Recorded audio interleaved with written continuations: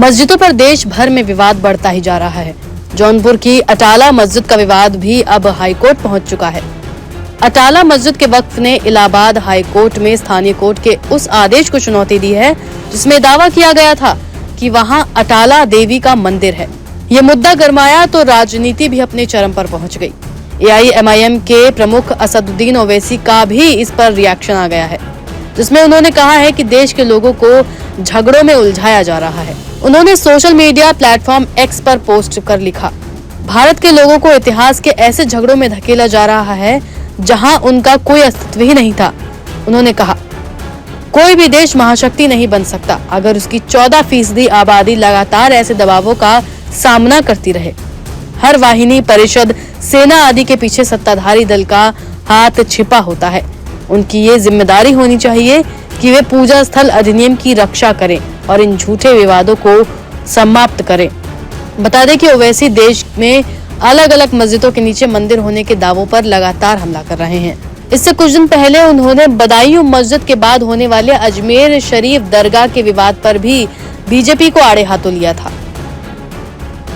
800 साल से दरगाह है ख्वाजा अजमेरी की। 800 साल उस दौर में मुगलों ने हुकूमत की, बादशाह अकबर ने वहां पर बहुत कुछ तामीर करवाया।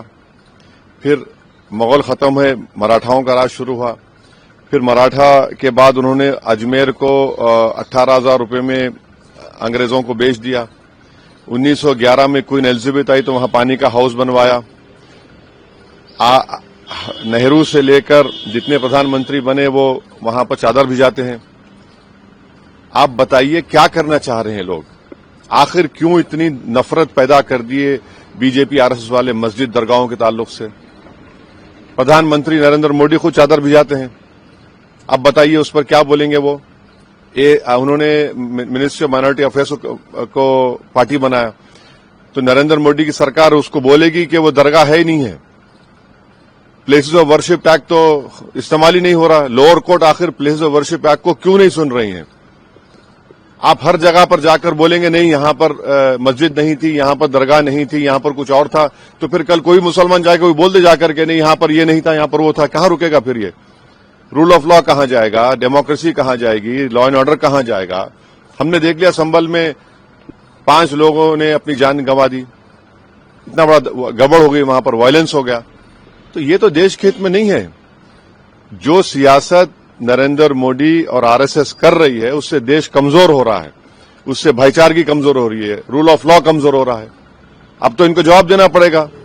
ये जितने भी लोग हैं ये डायरेक्टली इनडायरेक्टली इनका ताल्लुक बीजेपी RSS से है। उन्हीं के इशारों पर हरकत कर रहे हैं पूरा।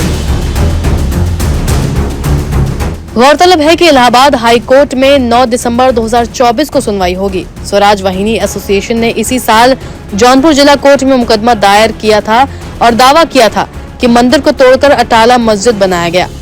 स्वराज वाहिनी की याचिका में कहा गया है कि जिस भी जगह अभी मस्जिद है वहां अटला देवी मंदिर था। वहीं अटाला मस्जिद के वक्फ की तरफ से दायर याचिका में कहा गया, वादी पक्ष को मुकदमा करने का कोई अधिकार नहीं है।